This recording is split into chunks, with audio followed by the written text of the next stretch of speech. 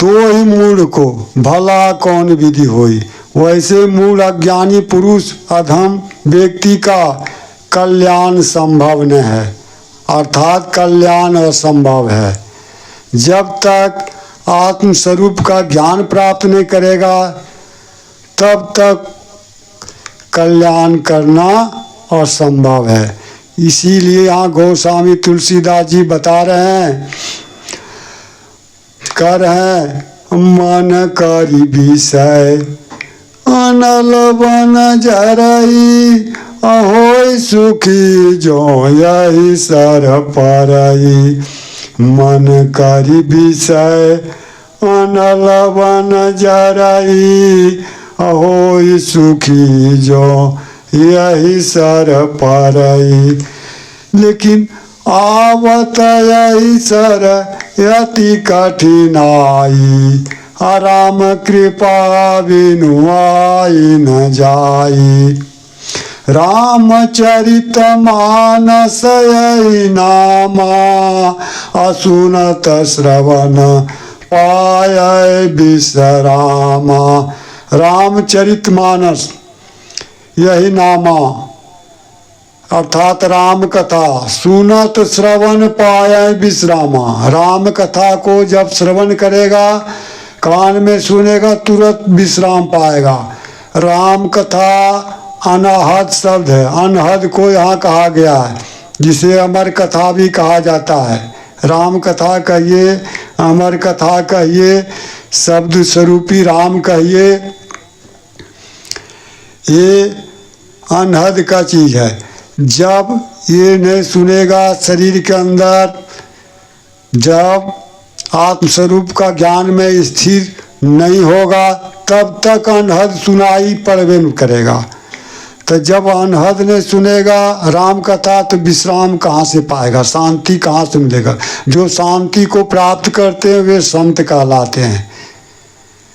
तो इसीलिए यहाँ गोस्वामी तुलसीदास जी कह रहे हैं, राम कथा रामचरित मानस यही नामा, असुनत श्रवण पाय विश्रामा।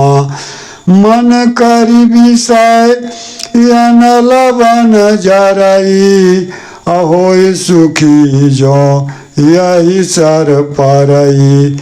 जब ये अनहद सुन लेगा राम कथा अपने अंदर, तो मन का जितना विषय वासना है ज्ञान रूपी अग्नि में जल के समाप्त हो जाएगी। मन कर विषय अनल बन जले, अग्नि रूपी वन में जो शरीर के अंदर है, जोगानल जिसे कहते हैं, जो के द्वारा जो अग्नि उत्पन्न करते हैं सन्यासी लोग, जल के इस अग्नि में, ज्ञान रूपी अग्नि में विषय वासना समाप्त हो जाती है, तभी सुखी हो सकता है।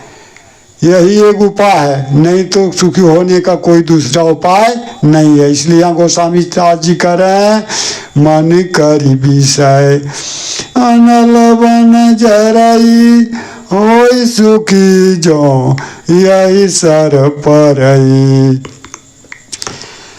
ऐसा अवसर मिलेगा तभी वह सुखी हो सकता है। यानी ज्ञान रूपी अग्नि में जब तक मन रूपी, मन का विकार विषय वासना नहीं समाप्त होगी जल के, तब तक सुखी होने का कोई दूसरा विकल्प ही नहीं है।